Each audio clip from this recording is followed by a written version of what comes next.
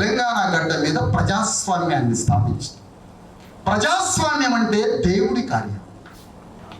ప్రజాస్వామ్యం అంటే అది దేవుడి కార్యం. అది ఒక సంపదని సమానంగా పంచడం, మనిషికి మనిషికి మధ్య సహోదర భావాన్ని స్థాపించడం,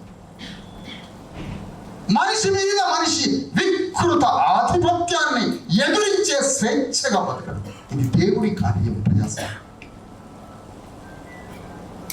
మహాదేవుడి కార్యమే.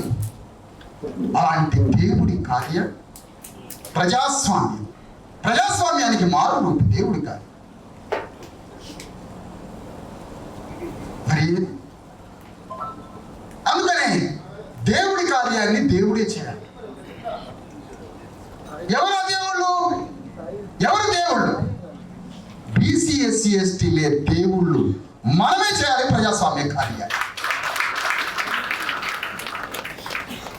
మరి దెయ్యాలు ఎవరు? ఎమ్మటి వస్తుంది ప్రశ్న.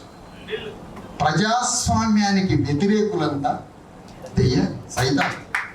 మరి ప్రజాస్వామ్యానికి వ్యతిరేకమా నువ్వు అనుకూలం? ఇప్పుడు నువ్వు తెలుసుకోవాలి.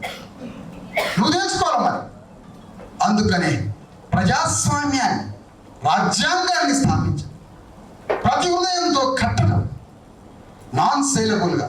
ఇప్పటికే ఒక లైన్ వచ్చింది జనంలో, ఆ అంజుడికి అమ్మ పైసలు ఏమో తక్కువ రా, వాడి దగ్గర పైసలు తీసుకొని ఎవడు పెట్టి వాడి కోటేయాలి పెట్టడానికి వచ్చింది.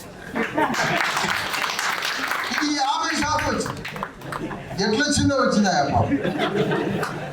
ఇంకొక 50%. అరే ఈ అగ్రకులానికి ఎవరికి ఓటు వేయక మనోడికి వేసుకోవాలంట. ఇదే ఆత్మలు కట్టడం, ఇదే ఆత్మలు కట్టడం. ఆత్మలు కట్టుకుంటూ తిరుగుతుంది. ప్రతి గుండెలో శివుడిని స్థాపించుకుంటూ పోతాము. శివుడి రాజ్యం తీసుకొస్తాము. శివుడి సమానత్వ రాజ్యాన్ని తెస్తాం. అదే భారత రాజ్యాంగ సూత్రం.